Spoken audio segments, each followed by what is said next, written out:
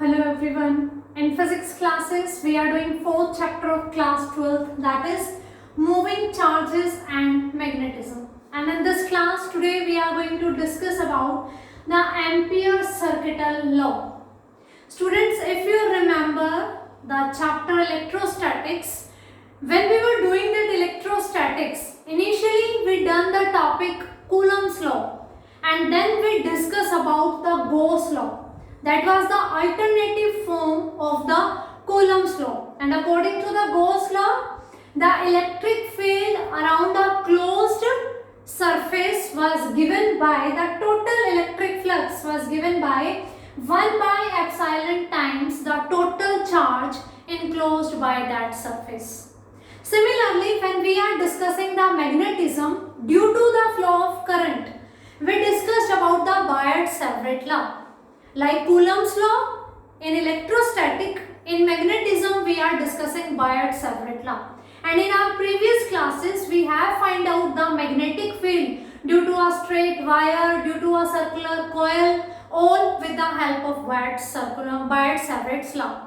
So today we are discussing this Ampere circuital law, which is the alternative form of the Biot-Savart law. Like Gauss law was the alternate form of the Coulomb's law in electrostatic. Similarly, Ampere circuital law is the alternate form of the Biot-Savart law in magnetism. So let's read about the statement of this law, then we are going to do its proof. The line integral of magnetic field B around any closed loop is equal to the mu naught times the total current passing through that loop. So B dot dl is equals to mu naught I. In electrostatic, E dot ds was given by Q by epsilon naught. Here B dot dl is equals to mu naught times into I. Epsilon naught and mu naught are the absolute permittivity of the free space. This is for magnetic field, this is for electric field. That was 1 by epsilon times of the total charge enclosed within the surface.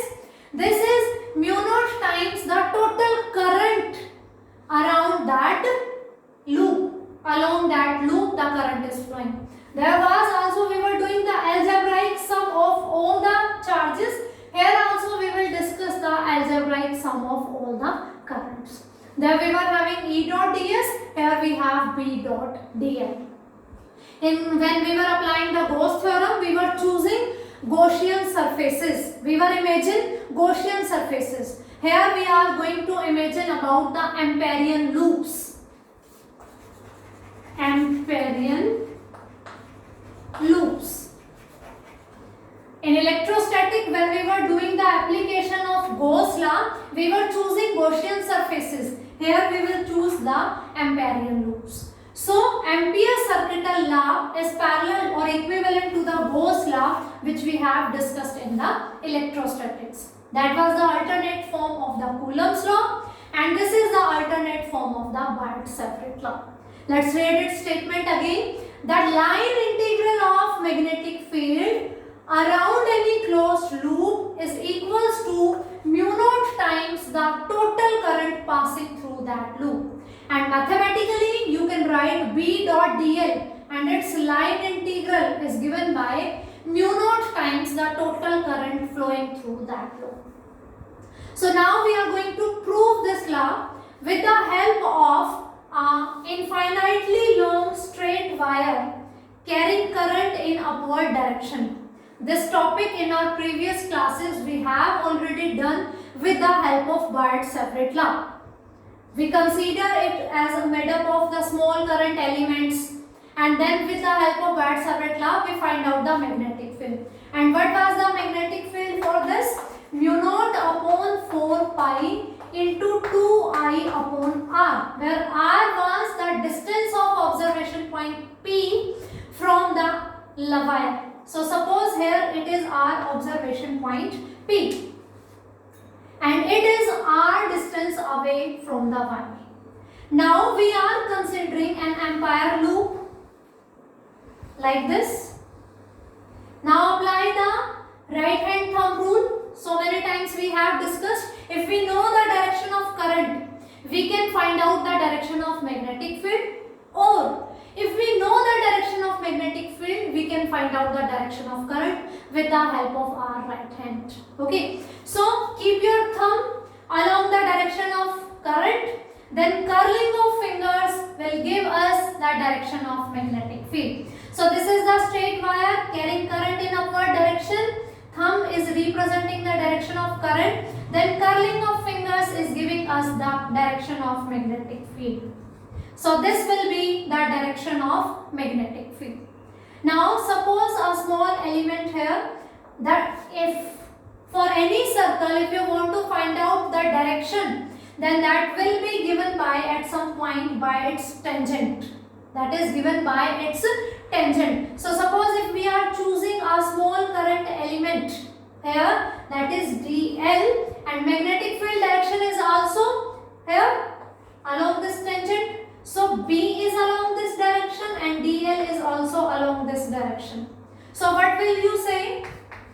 B dot dl will given by B dl cos 0 degree, because when we have dot product and when we open this dot product, we have magnitude of B and dl and cos of angle between them, and along this Amperian loop, this is the direction of magnetic field and we are choosing a small element of length dl. Okay, so the direction of B and dl are along the tangent of this circle, they are parallel to each other, so angle between them is 0 degree and cos 0 is 1. Okay, so B dot dl is equals to B dl, because cos 0 is 1, B is the magnetic field, dl is the small length which we have chosen for this Amperian loop.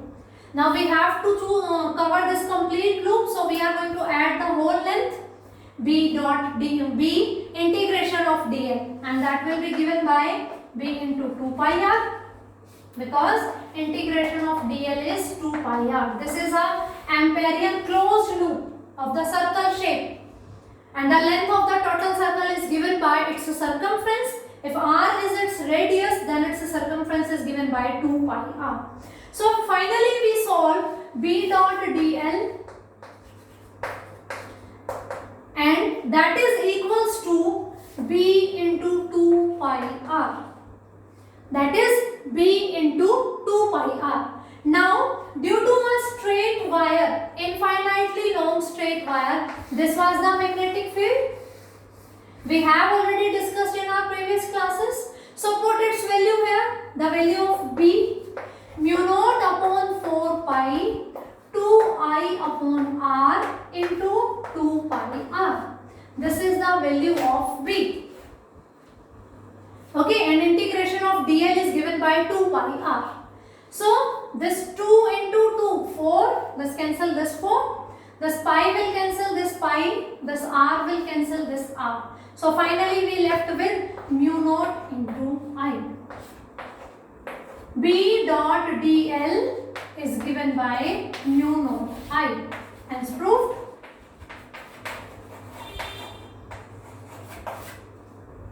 So this is the Ampere circuital laws proof.